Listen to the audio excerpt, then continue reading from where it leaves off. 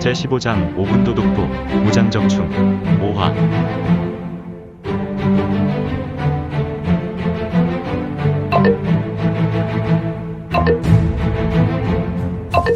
구독과 좋아요, 알림 설정 부탁드립니다.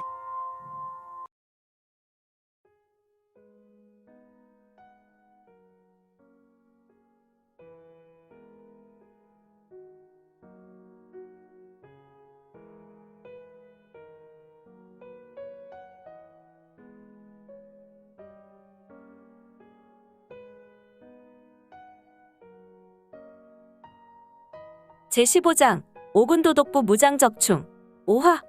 친군도의부 우부도사 이영과 교찰 사마에는 유성문을 보며 놀란 눈을 하고 대경했으며 벌어진 입은 다물 줄 몰랐다.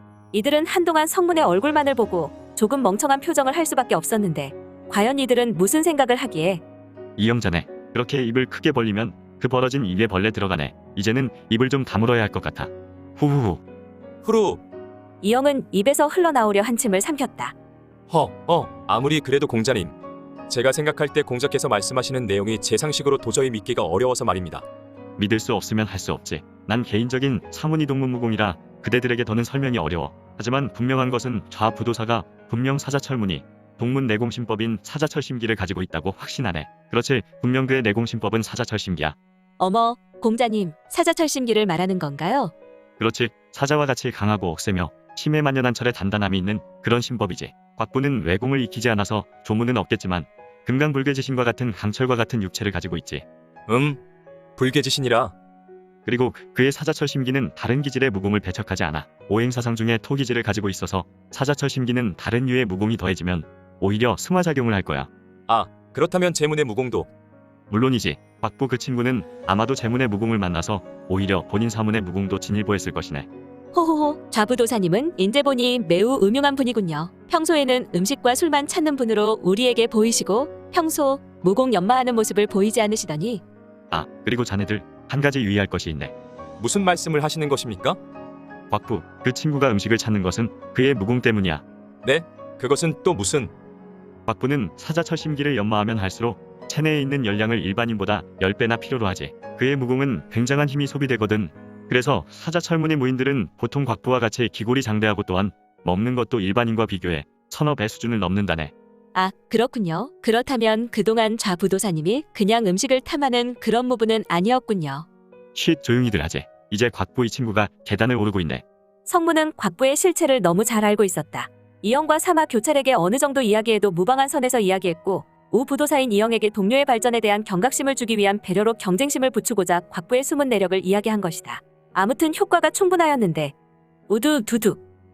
이영은 두 손에서는 요란한 소리가 났는데 그는 손에 주먹을 쥐고 매우 힘을 주었다. 이때 2층 객장에는 느긋한 웃음소리가 났는데. 호우, 헤. 어머, 좌부도사님, 좀 전에는 매우 괴로워하시고 쏜살같이 움직이며 보일 보시러 가시더니 지금은 뭐가 그렇게도 좋아 웃고 계시나요? 헤. 왜 아니겠나? 사마교찰, 나는 지금 매우 가벼운 몸과 마음이 되었네. 비로소 갑의 고통에서 벗어날 수 있게 되었지. 후후. 곽부, 자네 드디어 제문의 이대도강의 원리를 깨달았나? 헉, 공자께서 어찌? 뻔하지 않겠나. 배탈이 나서 장을 비워내는데 계속해서 측간을 10번 넘게 다녔다면 당연하지 않나. 공력을 이용하여 기름 짜듯 나중에 생길 찌꺼기도 몰아내는 방법 외에는. 하지만 오늘만 이 같은 일을 하게 자네 무리하게 공력을 이용하여 자연현상을 거슬러 해결한다면 자네의 장기는 겉보기와 달리 상하게 된다고. 네? 자네 왜 신께서 천하 삼남한상을 만들고 그 안에 자연현상이라는 질서를 두었겠나. 그렇군요. 공자께서 말씀하시는 것을 알겠습니다. 성문의 말에 곽부는 뚱한 표정을 하였고 성문의 옆에 앉은 이영이 성문의 말을 이해하였다고 말했다. 그래? 그렇다면 이영자네가 곽부에게 깨닫기 쉽게 설명하게. 그럼 제가 대신하겠습니다. 그래. 곽부, 이 친구야? 의방에서 우리 인체를 몰아나? 허허, 이영, 나를 너무 무시하지 말라고. 우리 사람을 소주라고 하지 않나? 맞네. 자네 말이 맞아. 그런데 소우주가 되었든 참담한상인 우주가 되었든 세상에는 자연 질서가 있지 않나? 물론이지. 우리가 사는 이곳도 추나추동이 있든 말이야. 옳거니 자네 말이 맞네. 봄이 가면 여름이 오고 여름이 가면 가을이 오고 가을이 가면 겨울이 오지. 또다시 그러한 일은 반복되고 하지만 여름이 갔는데 봄이 오거나 겨울이 바로 오는 것은 특이한 장소나 하늘에 이상 기후가 있을 때 가능하지 않나? 우리는 이 같은 경우를 자연에 반하는 현상이라고 하지. 에이, 뭘 그렇게 빙빙 돌려서 말하나? 간단하게 말하게. 그래, 간단히 말하면 자네가 배탈이 나서 여러 번 그리고 천천히 비워내는 것은 자연현상으로 자네 장기에 무리가 없지만 자네가 공력을 이용하여 여러 장기에 경력을 가하여 천천히 나올 부산물을 강제한다면 자네 장기는 무리를 일으켜 결국 장수하지 못한다는 것일세. 아, 그렇구나. 이와 좌부도사. 네, 공자님. 나는 자네가 홀로 무공을 잠도 안 자며 연공한다는 것을 알고 있어. 그것은 결국 단명하게 되는 결과를 줄 것이야. 그러니 이제부터는 꼭 3시즌 이상 잠을 자게. 이 양반이 나의 숨은 노력도 아는가?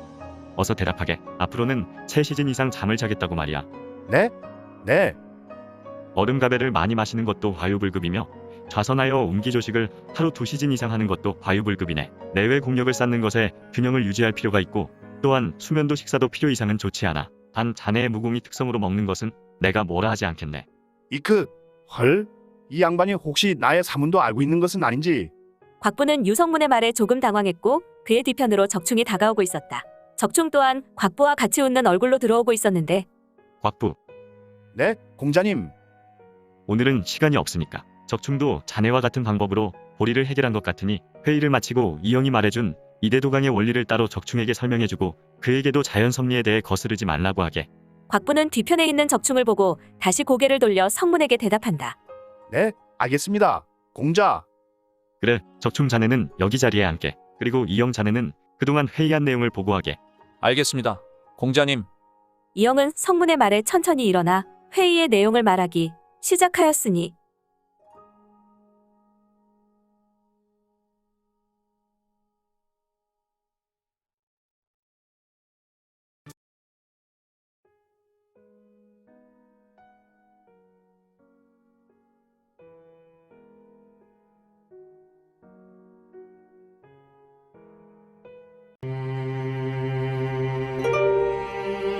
오늘 준비한 내용은 여기까지입니다.